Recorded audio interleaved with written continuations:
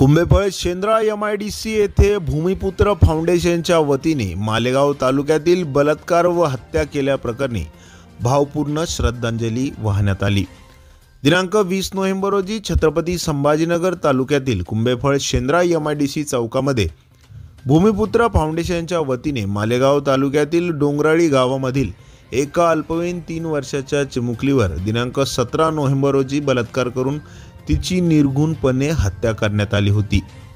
म्हणून त्या घटनेने संपूर्ण महाराष्ट्रात पडसाद उमटताना दिसत आहेत। सर्वत्र हळहळ व्यक्त होत आहे।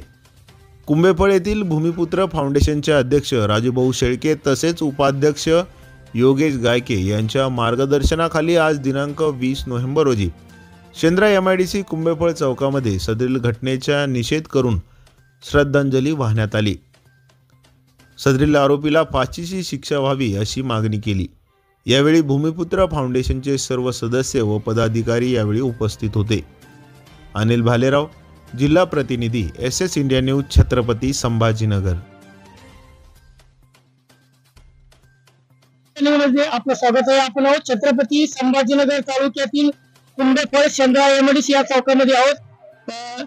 आज या ठिकाणी भूमिपुत्र फाउंडेशनच्या वतीने 17 नोव्हेंबर रोजी मालेगाव तालुक्यातील जी घटना घडलेली आहे, अवघ्या 3 वर्षाच्या चिमुकलीवरती बलात्कार करून तिची निर्घृणपणे हत्या करण्यात आली होती।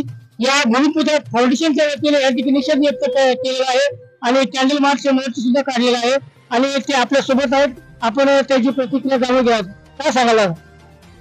खरं तर या महाराष्ट्रामध्ये निषेध करण्याची जी आज आम्ही निषेध करतोय आणि महाराष्ट्र निषेध करतोय, ही वेळ महाराष्ट्र यायला नाही पाहिजे।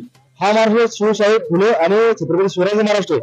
छत्रपतींच्या काळात जर स्त्रीला आणि आज जर एखाद्या चिमुकलीला जर एवढा अत्याचार करून तिला मारलं जाईल तर त्यावेळेस कायदा असा हत्या कलम करण्याचा कायदा आहे। आज महाराष्ट्रामध्ये कोथरूड सारख्या आणि अशा अनेक घटना घडल्या सुद्धा आणि आज पण महाराष्ट्रामध्ये प्रत्येक कॉलेज असेल, प्रत्येक मुलीला तिथे छेडखानी करावी आणि महाराष्ट्र शासनाने जर पक्ष फोडण्यासाठी कायदा निर्माण करत आहे शासन, तर या मुलींसाठी कायदा विशिष्ट वेगळा कायदा का निर्माण करते ही सर्वसामान्य नागरिकांच्या मनात शंका आली आहे।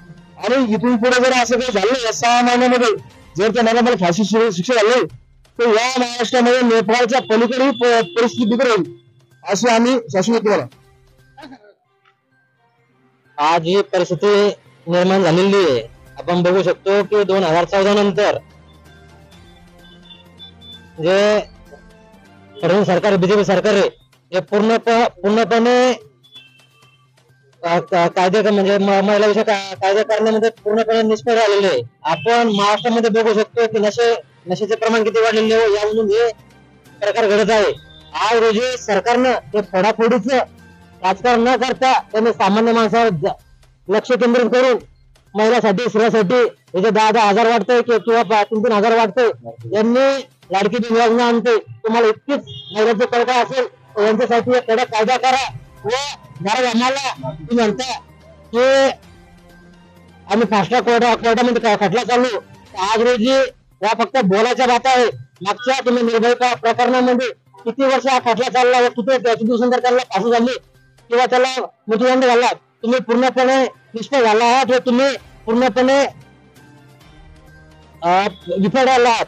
इथून पुढे लवकर सरकारने कायदा करावा, अन्यथा आम्हाला नेपाळसारखी परिस्थिती महाराष्ट्रामध्ये आणावी लागेल। या ठिकाणी या आम्हाला ज्या अवघ्या 3 वर्षाच्या चिमुकलीवरती बलात्कार करून तिची हत्या करून केलेली आहे त्या नाराज आम्हाला फाशी शिक्षा अशी गावकऱ्यांची मागणी आहे। धन्यवाद। SS इंडिया न्यूज साठी मी अनिल भालेराव, जिल्हा प्रतिनिधी।